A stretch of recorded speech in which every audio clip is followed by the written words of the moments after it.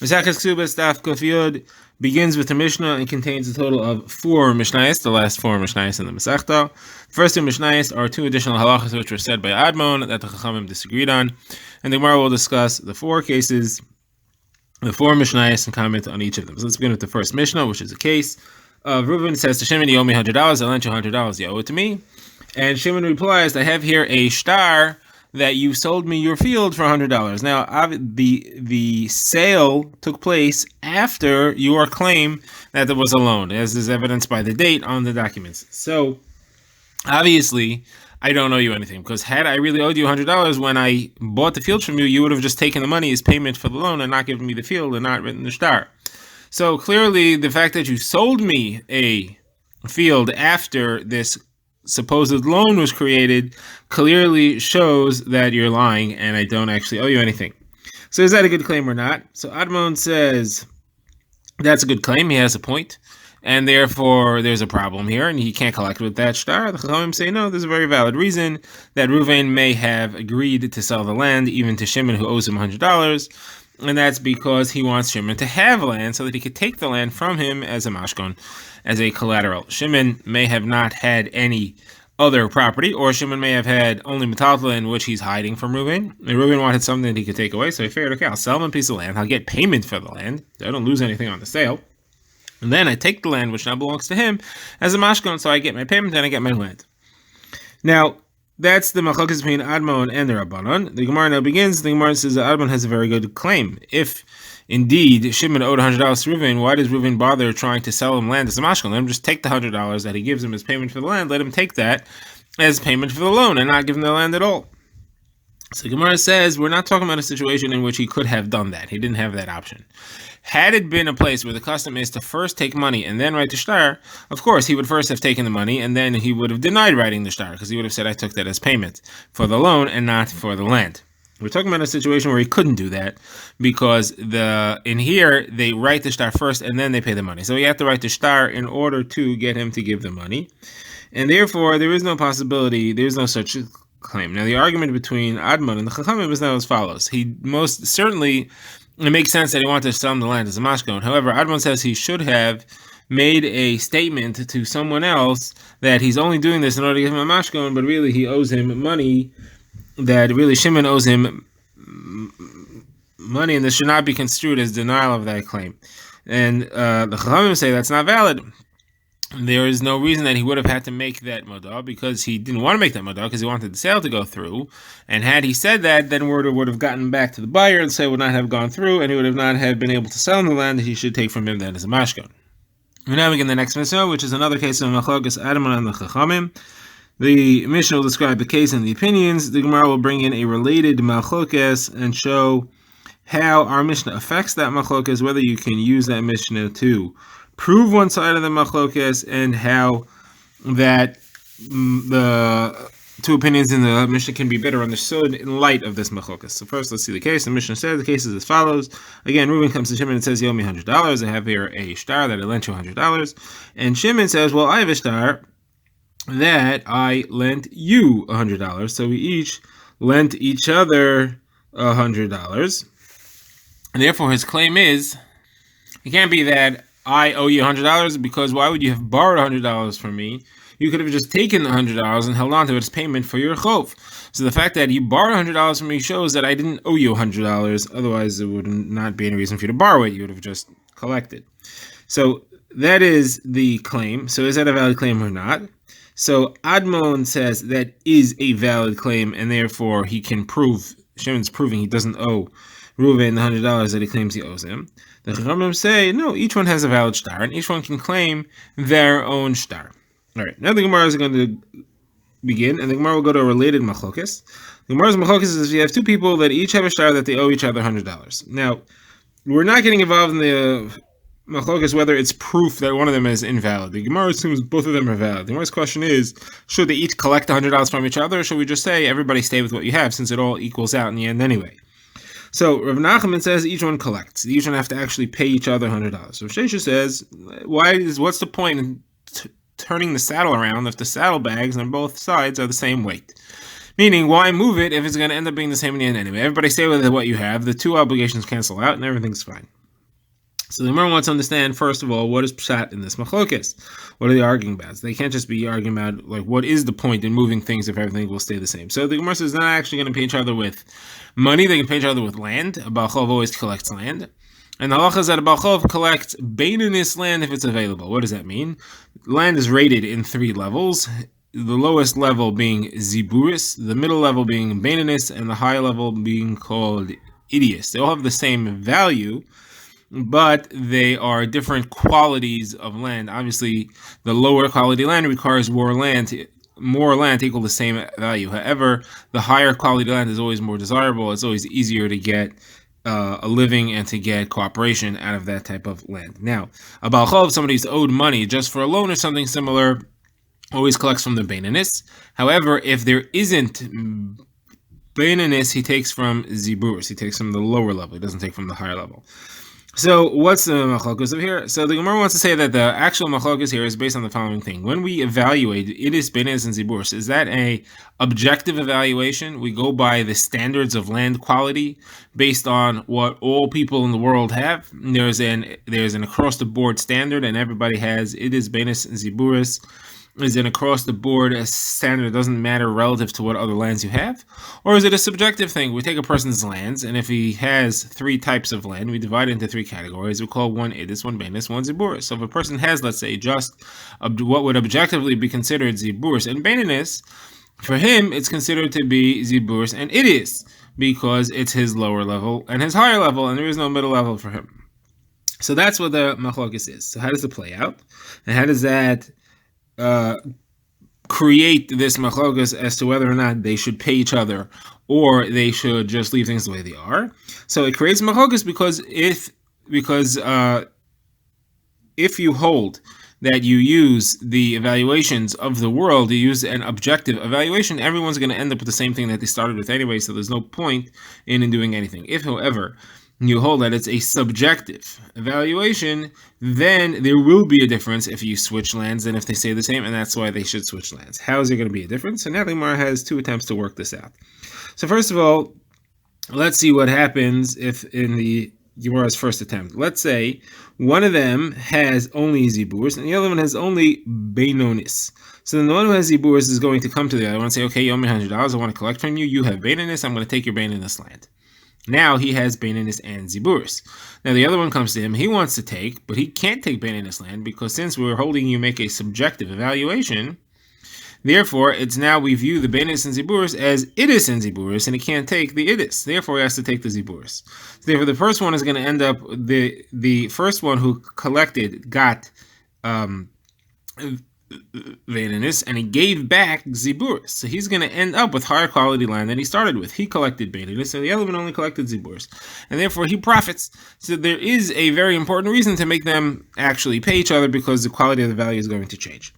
So the Gemara says, if however you held, like the other opinion, which says that it's a objective evaluation, so then you're going to take Beinonus no matter what. When the Baal Ziburis comes and he wants to collect Beinonus, he'll get the Beinonus, and the other person comes and he says, okay, I don't care that this is Idis for you, we make a objective evaluation, and therefore that is objectively considered to be Beinonus, and I take the Beinonus back. So therefore whatever he paid, he takes back, there's no point, it makes no difference. And that's the machlokes between Rav Nachman and Rav Sheshes.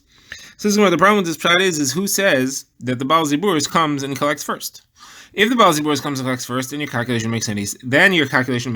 But if the Baal Beinonus comes and collects first, even if you were using a subjective evaluation, you would still end up with everybody getting back what they got before. Because what's going to happen? The Baal Beinonus comes and he says, I'm going to collect first. The only land you have is Ziburis.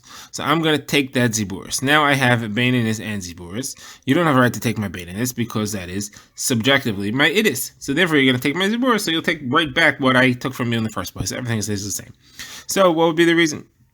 So therefore, this pshat makes no sense. The Gemara says, no, it could be. Because it could be that the Baal Ziburis came to claim the money first, and therefore he has the right to collect first. The Gemara says, that's not true. Because at the time where we're making the decision, obviously, the way we defined the case was that they each say they owe each other $100, and we're trying to decide, should we leave things where they are, or should they switch? Obviously, we're talking about nobody collected anything yet. So just because he made his claim first doesn't mean he gets the right to collect first.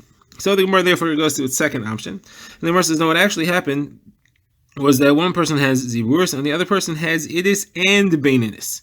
Now, according to the opinion that you make a subjective evaluation, the Baal Ziburus will gain either way. If he collects first, so you subjectively look at the other guy's land, the other guy has Idis and Baininus, you take his Baininus. Now he collects Baininus, now he has Baininus and Ziburus, which to him is Idis and Ziburus. And the other person wants to come collect, he can only take the Ziburus, he can't take the Idis, because we're making a subjective evaluation. Therefore, the one who collected first, the Baal Ziburus, is going to gain, he has Baininus and gave away Ziburus. If, however, you do it the other way, that is that the one who has Idis and Baininus comes to collect first, of course he's going to only be able to collect Ziburus because that's all the other guy has. When that guy comes to collect back, so this guy has Idis, Baininus, Ziburus, he's going to collect Baininus.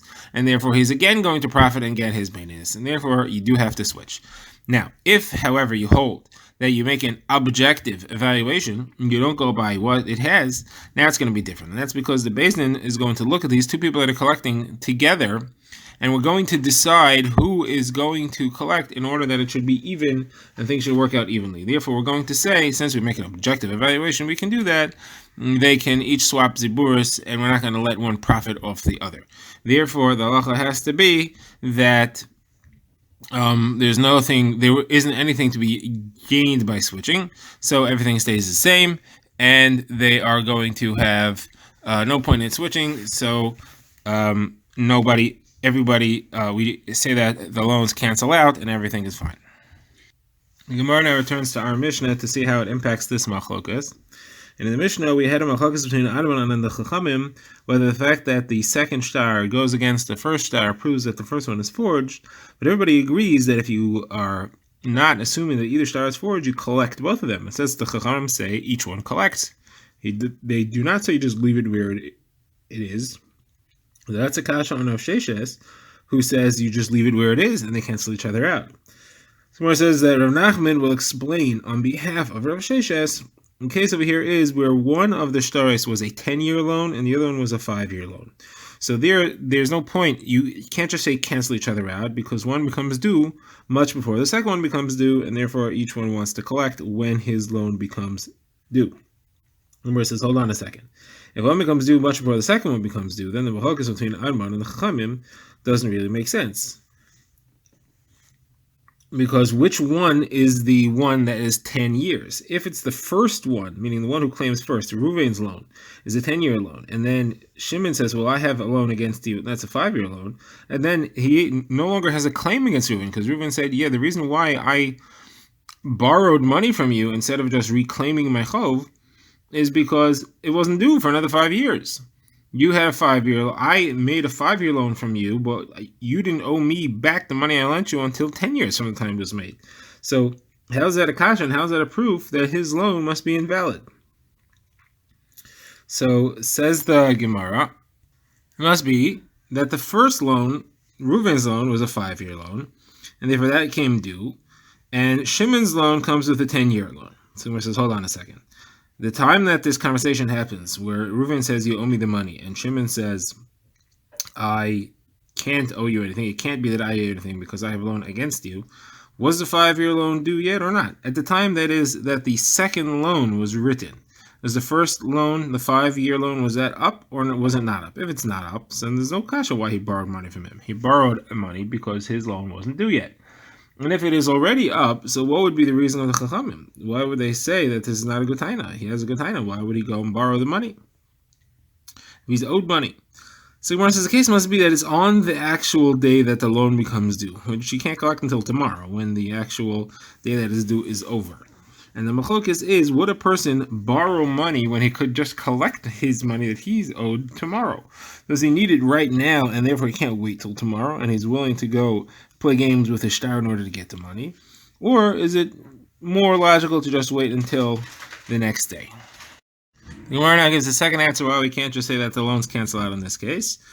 And this answer is given by Rami Rachama. He says here, one of the parties is orphans. That is, the original lender or borrower had died. He left his orphans behind. So now you have one party against the orphans of the other party. They each are claiming that they have a loan against each other. And the halacha is that you can't collect from orphans so simply, but the orphans could collect. And therefore, you wouldn't just say the loans cancel out because the orphans want to collect.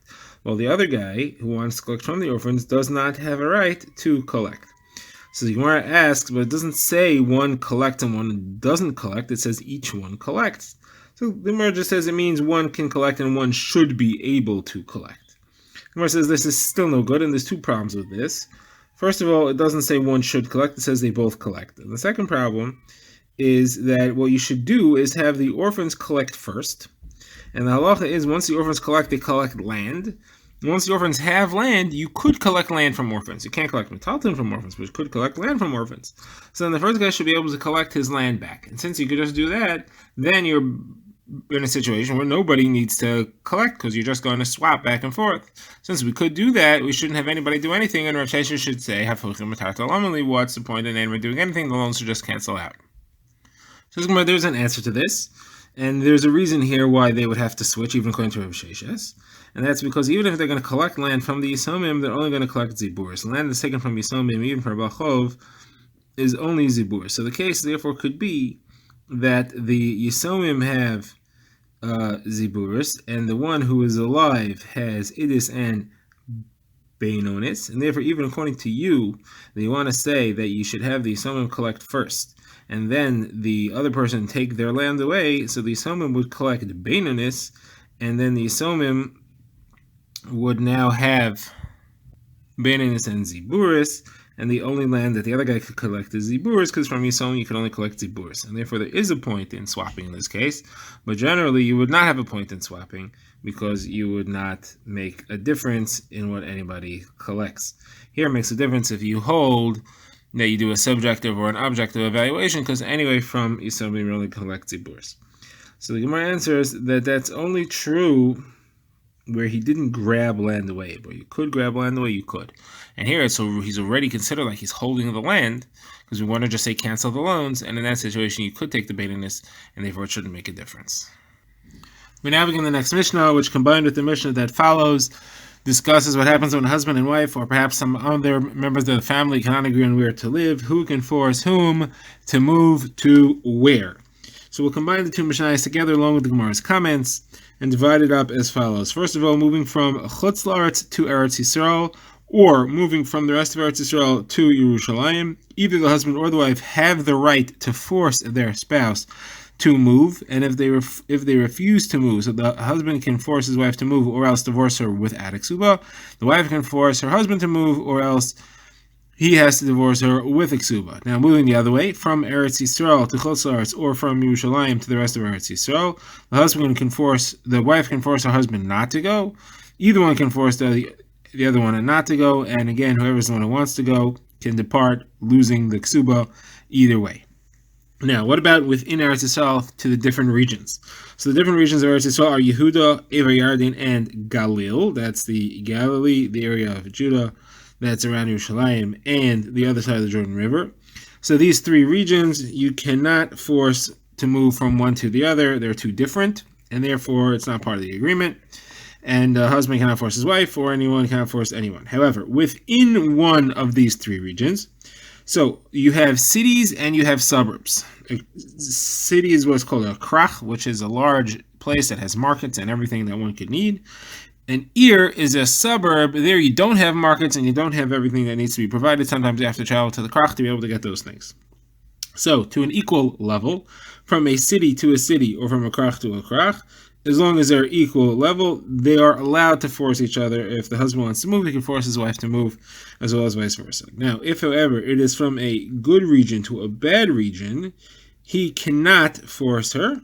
However, from Chutz La'aretz in a bad region, from Chutz La'aretz to a bad region of Eretz Yisrael, or from Eretz Yisrael to a bad region of Yerushalayim, that you could force, because like we said, you're going to a higher level of Kedusha. Now, what about from a bad region to a good region? So this is Machlokes. According to Chachamim, he could force her because it's a step up, so what's the problem? However, not, of course, from Eretz Yisrael to Chutz La'aretz, or from Yerushalayim to the rest of Eretz Yisrael. According to Rishon ben Gamliel, he cannot force her even from a bad region to a good region, and that's, the Gemara explains, is in accordance to what Shmuel says, that any change of pace, any change of what you're used to, causes people problems, health problems, and is the beginning of stomach illness. Now, if you're traveling from a city to a krach, it's from a suburb to a city. So there you cannot force. And the Gemara asks why. The Gemara brings Rav Yosef Chanina, who says that it is hard to live in the cities, even though everything is there. It's crowded and there's not a lot of air. The Gemara proves that from Pasuk in Nehemiah, where it says, the people blessed everybody who went to live in Yerushalayim, and because of that, a lot of people went to live there, and you see that it's crowded. Now, the other way around, the Mishnah also says you can't force. That is from a big city to a suburb. There, it's obvious why, because you are losing some of the amenities that are available in the city itself. Those are all the places that one can or cannot be forced within the city. The Gemara just quotes more at length Shmuel's Maimer, that any change of pace causes medical issues. So on that, the Gemara quotes a pasuk in Mishlei that says all the days and the nights of a poor person are bad. The Gemara explains why are all the days bad. What about Shabbos, Yom Tov? He's not working. What's so bad then? Then it's bad because it's a change of pace, it's a change of routine, and therefore it causes stomach illness. While his night's a problem, for that the Gemara refers to Ben Sira, where you see that he has to live high on the mountain, and therefore all the fertilizer he puts into his vineyards flows down to the people below him, and also he gets the runoff of the rooftops falling onto him. Gemara now asks, why does it say the word hakol when it describes that you can force family members to go from Chutz La'aretz to Eretz Yisrael, from Eretz Yisrael to Yerushalayim, and when it says you cannot force them to go from Yerushalayim to Eretz Yisrael, or from the rest of Eretz Yisrael to Chutz La'aretz? In all of these four phrases it says hakol, anyone can force. What does that to include? So the Gemara explains, when it says anyone can force to go to Eretz Yisrael, that's to include even an Evet Ivri, who you want to bring along there. You can force them to come along with you. According to one opinion, that is actually said explicitly in the Mishnah, and therefore this is to include even if you're traveling from a good region to a bad region, a good region in Chutz La'aretz to a bad region in Eretz Yisrael, you can still force. Now, when it says no one, ein hakol motzin, you that they all cannot force to leave Eretz Yisrael, that's included in Evid Kanani, and ran away to Eretz Yisrael, the master cannot force him to leave. He has to sell him and let him live in Eretz Yisrael to fulfill the mitzvah of Yeshivas Haaretz. Now, as far as leaving from the rest of Eretz Yisrael to go to Yerushalayim, again, the word hakol there is to include even from a good region to a bad region. And as far as the other way, leaving Yerushalayim, that's again even from a bad reason, even from a bad region to a good region, you cannot force people to go. And the reason why this is repeated, even though we saw it already, is because it was mentioned in the Reisha, so it's mentioned in the Seifa Agav, even though it's not really adding a Chiddush. The Mishnah and the Gemara as well now discusses a whole other sugya, and that's when you're paying it off an obligation, do you have to use the coinage of the place in which the obligation was created, or the coinage in the place in which the actual monies are being paid? And it makes a big difference because in some places they weigh much more, and in some places they weigh much less. So we'll talk about Kesubos because that's our sugya, but really this applies to anything. So if a man and woman get married in one region, and the coinage there, the 200 zuz that they're using there are a certain weight, and they're somewhere else, and he wants to pay them off, they get divorced somewhere else, he wants to pay them off with the local coinage, can he use that? So the Gemara discusses the coinage of Eretz Yisrael and the coinage of Kaputkia.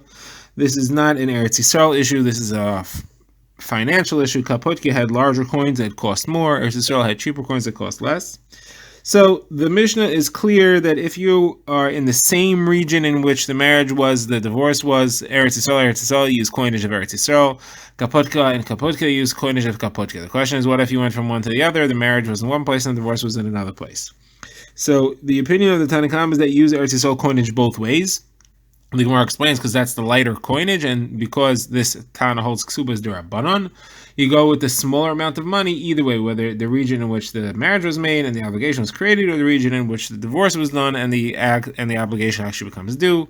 You'll use the smaller of the two coinage. However, according to Rav Shimon ben Gamliel, he holds Kesubos D'Oraisa, and therefore you have to use the coinage which was in the place where the shibud was made, which in our situation, which will be where they got married. So he would say if you got married in Kaputkia and then got divorced in Eretz Yisrael, you still have to use Kaputkia coins for the payment of the Ksuba. However, the reverse, he'll agree, if you got married in Eretz Yisrael and then went to Kaputkia, you could use just Eretz Yisrael coins to pay it off.